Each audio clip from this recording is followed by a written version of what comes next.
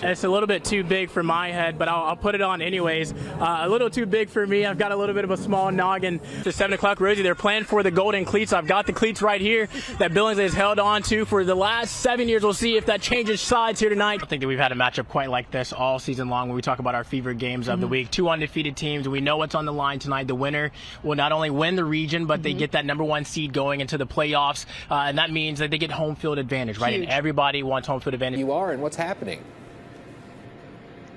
Yeah, Mark, as you can tell, I'm just running outside the Knights helmet here on the campus of Montgomery Catholic. We've got quite the showdown for you guys tonight, Montgomery Academy and these Catholic Knights. Yeah, speaking of taking out the garbage, this Alabama football team still trying to get that taste of losing the national championship game to Georgia out of its mouth. Of course, losing a national championship game, nothing normal about that in Tuscaloosa. But that game, the reason like players like senior defensive back Jordan Battle coming back to Tuscaloosa.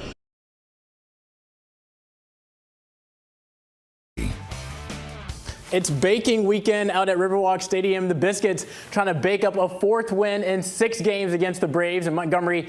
Good evening. If you're just joining us, this is the talk of the day around these parts. Brian Harsin fired after just 21 games as the head coach of the Auburn Tigers football. After all the speculation coming into the season and this current 6-game stretch where Auburn's only won 1 game, I don't think it was really ever a matter of if Brian Harsin was going to be fired, just when. So my question to you now, Rosie, is why now? All right, the Thunderbirds hosting the Warriors. Rosie, Davidson is my alma mater, so I have a lot of pride in this game. All right, call at this Crampton highlight. Bowl. 3rd quarter, Davidson 7, Park Crossing nothing. Warriors keep that same energy from the first half. Bryce Fick finds Derek Butler Jr. for 6. We're looking at probably 2 of the top 5 picks in the NFL draft tonight in Bryce Young and Will Anderson Jr. There's nothing quite like draft day in the NFL.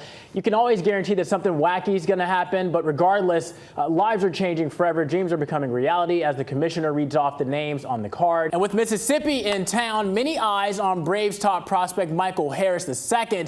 But there's another guy starting to put it together in the butter and blue. That's Biscuit shortstop Greg Jones, who after starting the season 2 for 25 has tallied 13 hits in his last 44 at-bats.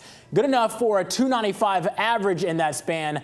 But it's no surprise that he figured it out quickly. Not only is Jones the #5 prospect in the Tampa Bay Rays organization, but he's put countless hours into honing his craft. Corey Thornton from Opelika, I told you we would see this play again. Look at him, barrels into the end zone for the score. We're going to slow it down for you.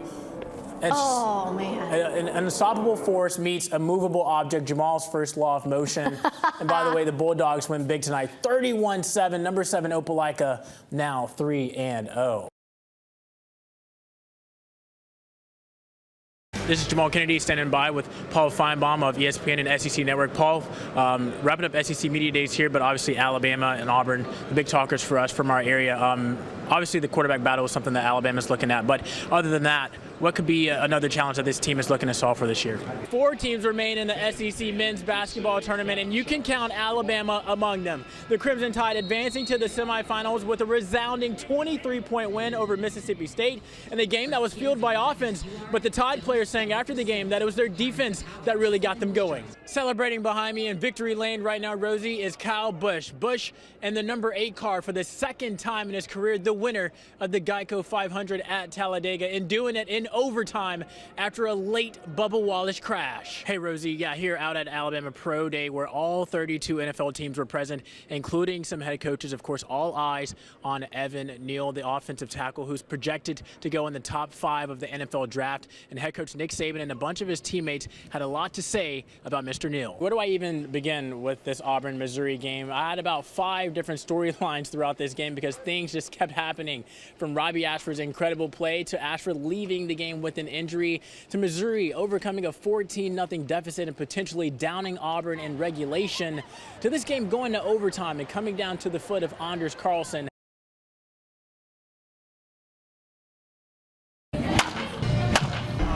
Atlanta Braves top prospect Michael Harris II lives and breathes the game of baseball. I started at 3. Ever since then, I never stopped.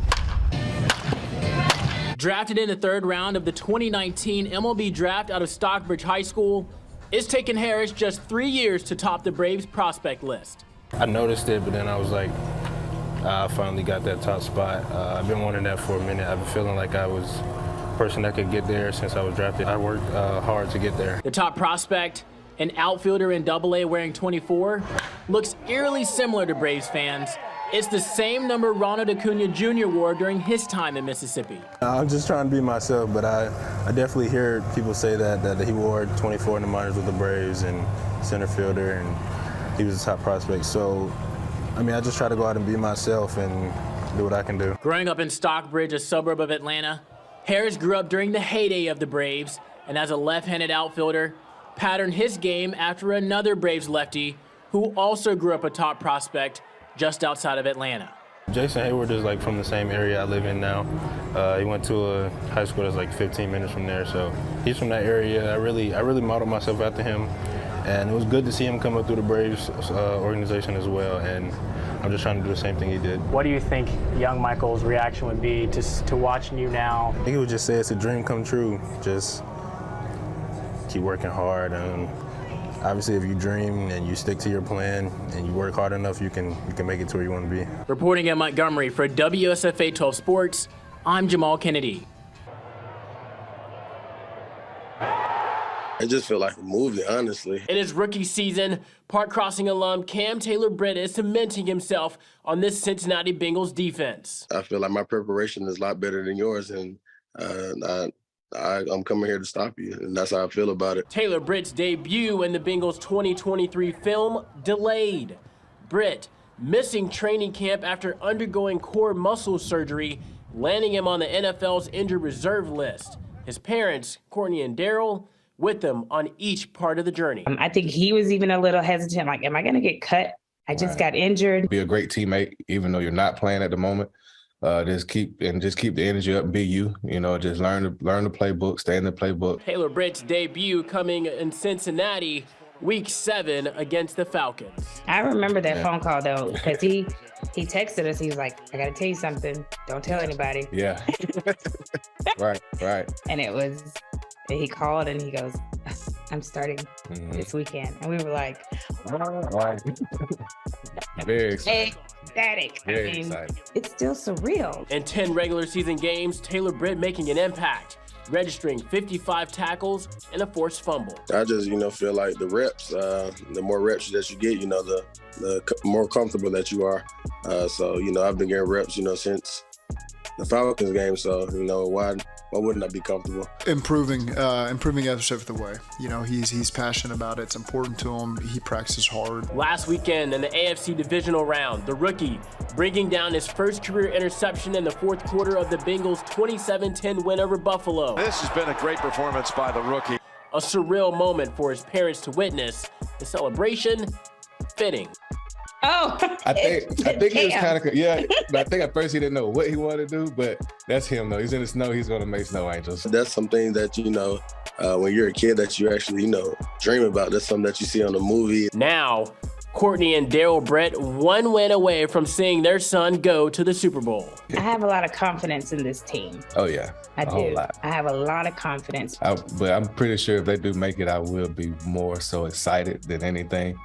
Yeah, that'll be awesome. Biggest problems I've had in my career is being on the injured list. Montgomery Biscuits catcher Logan Driscoll makes no bones about it. The curveball in his career right now isn't coming from the opposing pitcher. It started off kind of just with hamstring injuries, kind of like those soft tissue injuries. While manageable injuries, there's one injury that as a catcher primarily, Driscoll can't block. The one thing that's hard to prevent is concussions. I wear this mask, it's called the Force 3, and it has springs and it's spring loaded.